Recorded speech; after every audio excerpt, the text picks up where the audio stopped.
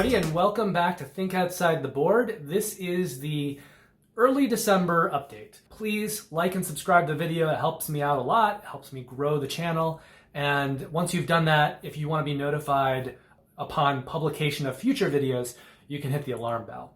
Okay, so this period that we're talking about right now is going to cover December 5th through the 18th. So any games on Kickstarter that are funding between December 5th and the 18th. And there happens to be 3 games, and all 3 of them are funding December 10th and December 11th. So if you're seeing this video as soon as it's posted, you don't have to rush right out to make any decisions. You'll have about a week. You can watch the video, absorb the information, maybe go take a look at things, and then make your decisions at that time. But it's not, you don't have to rush to do it, before this coming weekend. Now, the first game that we're going to be talking about in this category is Nemo's War, Journey's End Expansion and Ultimate Edition. So Nemo's War has kind of an interesting backstory. It's been around since 2009. When it first came out, it was published by Victory Point Games, and it essentially was a published print and play. I mean, Chris Taylor, the designer of the game, did a great job in getting it made, and I don't want to harsh on the original artist of the game, but it was a little rough around the edges. I think at that point, just getting it published was a victory for Victory Point Games. But in that time, it's kind of gotten quite a good reputation as a solo solitaire game, although it doesn't have to just be a solo solitaire game. And I'll talk about more about that in a moment. But it was reprinted in 2017, and I shouldn't just say reprinted because Ian O'Toole came on to do the artwork. And for those who haven't watched that many videos that I've made, because there aren't that many yet, Ian O'Toole is one of my absolute favorite artists, perhaps my most favorite artist. And he does all the artwork for the really, really nice Vital Lacerda games. If you have any of those games, those Lacerda games in the big boxes, the Vinhos Deluxe or the Gallerist or the Escape Plan, Lisboa, what else am I missing? On Mars, he's done all of those. He's also done Crosstalk, Stockpile, The Reckoners, Nemo's War that we're talking about. Am I missing anything? Oh, he's designed the 2 new, or I shouldn't say design, he's done the artwork for the 2 new Capstone games, train games, which are Irish Gauge and Ride the Rails. He has also done Pipeline, Black Angel, Clinic. Oh, and he did the new Unmatched, Cobble versus Fog, or Cobble and Fog, which is something I've really been wanting to try out. Anyway, Ian O'Toole is a great artist, an amazing artist, but when he does these games, he usually also does the graphic design. So you're getting an entire package of artwork from the design to the art itself that is all kind of designed together.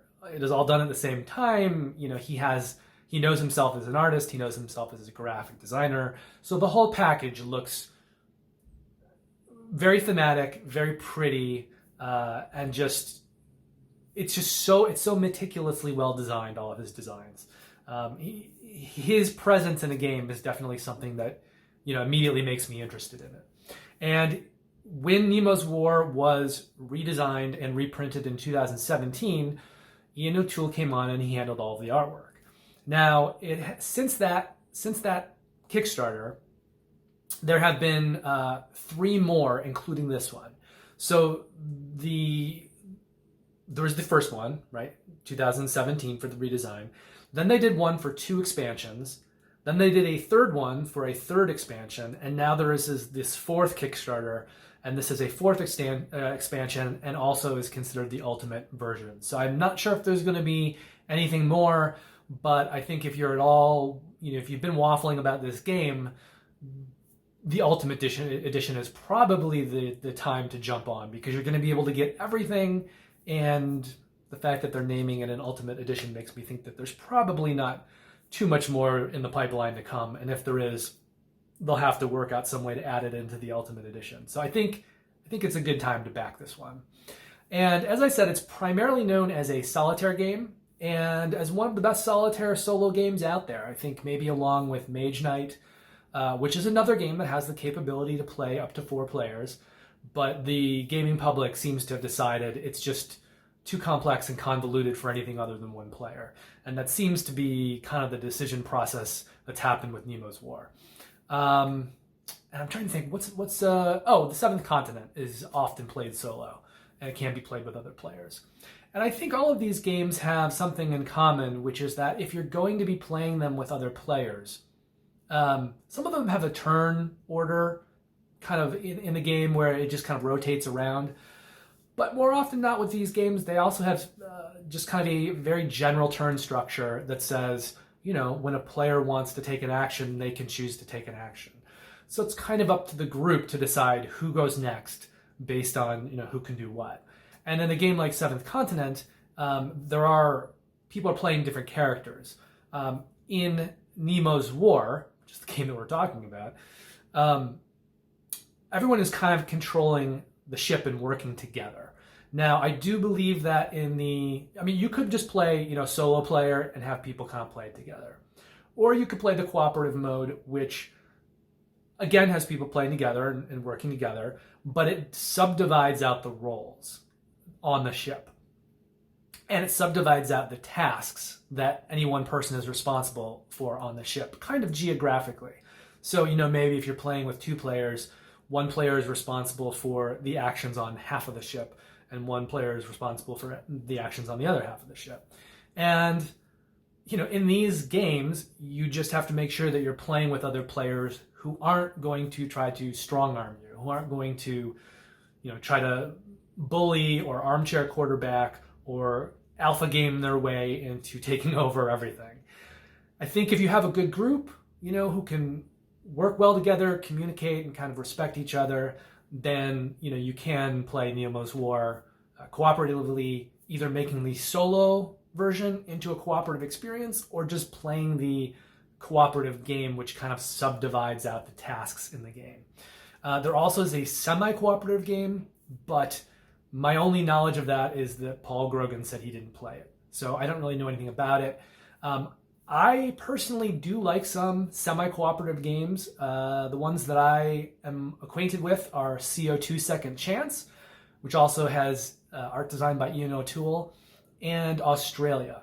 And both of those games basically require that players play more or less cooperatively for the first about 2/3 of the game. Because if players aren't working together during the first 2/3 of those games, the whole game will go sideways and everybody will lose. Players need to kind of be doing things that are in everyone's best interest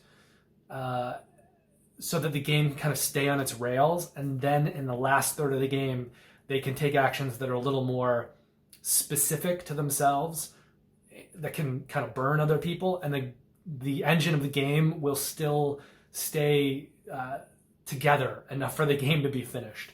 So I'm not sure if Nemo's War, if the semi-cooperative has something like that. It may. It probably does. That's usually the definition of semi-cooperative. And then with this Kickstarter, they're also doing a competitive mode. So theoretically, you can play this game now competitively. I don't think I'll do that. I'm going to probably play the cooperative mode when I eventually get to it. So that's what I'm looking at the game for, and that's kind of what I'm recommending it to you guys for. But just know that there are other options available in how you may choose to play the game. Okay, so there are some new things with the Journey's End expansion. Mainly there are 4 new finale cards. Now, when you're playing this game, it is kind of a one-time experience. I mean, it's not a campaign. So you're going to play it each time you play it. You sit down for a 2 to 3 hour game. It's going to be a self-contained experience, and there's going to be a lot of random things happening in the game. One of those random things will be the card that is sort of your end game scenario card, sort of like what you're playing for. And the new expansion has 4 more of those cards. So it gives you 4 more possible endings to kind of drive towards. It also has 40 new adventure cards, and then of course the competitive mode that I mentioned. Now, the downside of Nemo's War is that it is very, very random. So there's dice rolling, there's a lot of events, kinds of things that happen at random. If you hate randomness in games, this is not going to be the game for you. If you don't mind randomness in games and it makes you feel a little bit better knowing that there are so many instances of randomness in Nemo's War that eventually bad rolls will kind of be negated out because you're going to be rolling a lot. So along with, terrible rolls, you will also have some great rolls just by the law of averages. But if it's going to be a thing where, you want to be everything in the game to be based on planning and efficiency and action taking, then this isn't going to be the game for you. There is this kind of randomness baked into the game.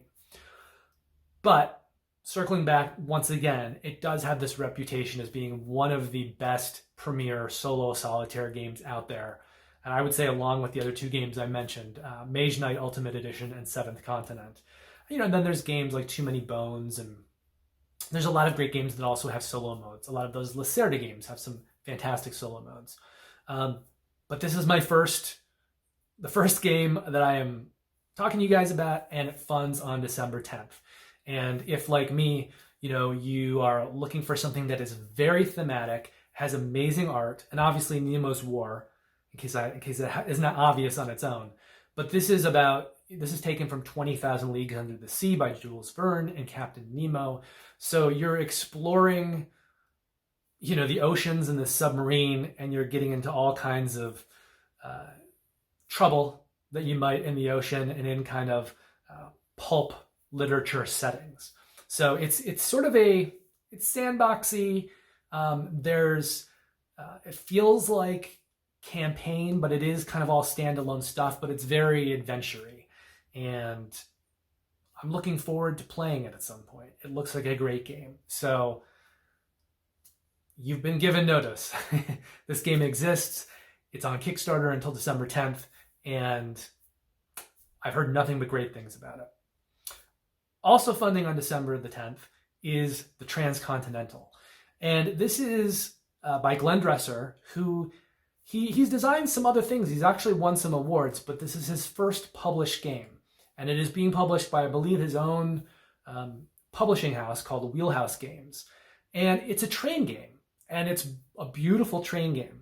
If you look up the Kickstarter, running until December 10th as well, you'll see some fantastic art, very bright oranges, greens, blues, and it pops.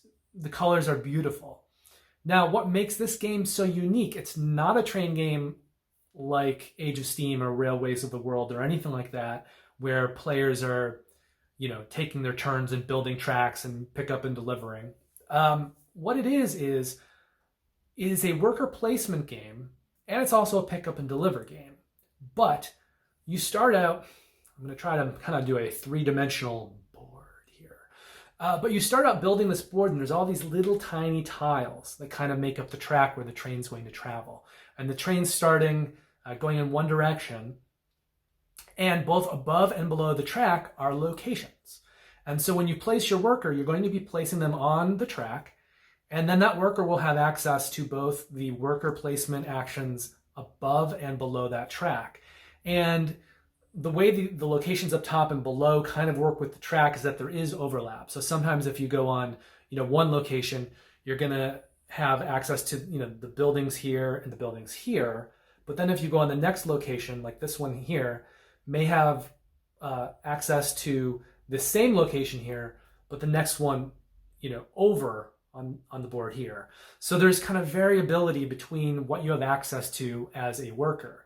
And the other thing is, as the train is kind of moving along this track, when it hits the end tile, it's going to turn around and come back.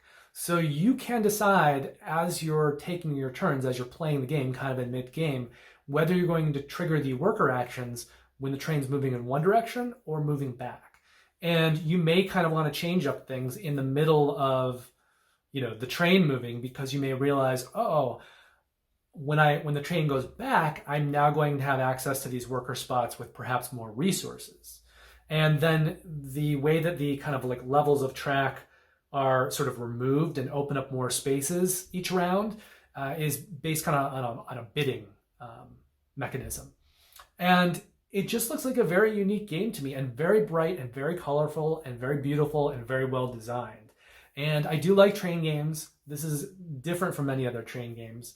It's also, it's not a huge bank breaker. I think it's around maybe $60 for everything. Like if you just, get the all in, which is not that much in this game, but you're not going to, this is not a game where you're going to be spending, 100 or 200 or 300 plus dollars.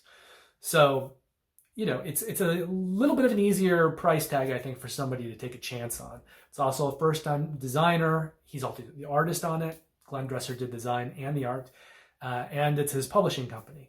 But I'm telling you, it looks like a sharp game, and I think with the price point where it is, it's definitely worth taking a chance on. So that game funds on December the 10th as well. On December 11th is Rulebenders. Now, Rulebenders is by another first-time designer, mainly, but the art on this is by Xavier Guenefy-Duran. Now, I don't know his name that well, which is probably why I struggled saying it a little bit, but he has done the art for Seasons, The Big Book of Madness, Lords of Zidit, Conan, Tuluva, and Tokaido. So, I mean, he's done some stuff. He's done some very pretty games. And Rulebenders is published by Game Brewer, and they have published some pretty games. They have published Gugong, Gentes, Chimera Station, Paris, I think just delivered. That had a Kickstarter fairly recently. Fujikoro, and Arkwright the card game, which was a Kickstarter. It's still kind of like in development production, so it is not yet published. But Game Brewer makes, in my experience, very well designed, very good looking games. So they have a great track record. And, we know the artist has a really good track record as well. So what is Rulebenders? Well, it's essentially kind of an action selection hand management game. And it's got a circular board, and I think there's 7 different kind of sections. And each section is somewhat determined by area majority influence. So you're going to be placing cubes to get area majority in these different areas of the board. And when you do that, then that lets you then adjust various rules in the game in terms of like how big your hand size is, how many cards you're going to draw at the beginning of a round, what your resources are good for, what you can exchange resources for to gain other resources. So kind of like an exchange rate for resources, how powerful different resources are. And those are little things that will be being tweaked over the course of the game as players get area majority in different sections, and they decide to sort of change the rules either for themselves or for everyone. The coolest part, in my opinion, though, is that there are also several decks of thematic cards. And I think in any game, you're going to be using 4 different thematic decks. I believe there's 8 in the game. I could be off. There could be maybe 10 or so. I'm not sure about stretch goals, but I believe there's at least 8. And in a given game, you're going to be using 4. So another thing that's going to be happening as you're playing the game is that you're going to be triggering what types of thematic cards can be played that round. So you may be choosing to draw cards based on how you are going to switch the thematic decks that can be played in a future round, or you may just be choosing cards that you're drawing based on what can be played already. And I like that. I think that's a very, very neat idea. I don't know how well the execution is going to be. I think at worst you're looking at a game that's going to be kind of a standard medium light Euro, card selection, area influence. There's a lot of these games out there. And I think worst case scenario, it's going to be a serviceable type of game like those games. But I think the upside of this one is that with all this kind of like the thematic decks and the way that you can activate one to another, I like that. I think it sounds, I'm going to try not to say neat too much in this video, but I'm using it again right now. It's really, really neat. And so this game, kind of a combination of things, the artwork, the publisher, and then this weird kind of idea and the way that you tweak the rules of the game as you play it, and you're even kind of using different, thematic decks. It's something I'm really excited to play at some point. And I don't think there's anything out there that's quite like it. And with Game Brewer involved as a publisher, I have some faith in the, the final experience. So that is going to finish off the currently running Kickstarters for this update. Thank you for being here with me, and I will see you again with some Seventh Continent videos, and then we'll be back in 2 weeks for another slate of monthly roundup stuff, because the monthly roundup stuff is happening twice a month. And I will be back in late December with another update, and I will see you then.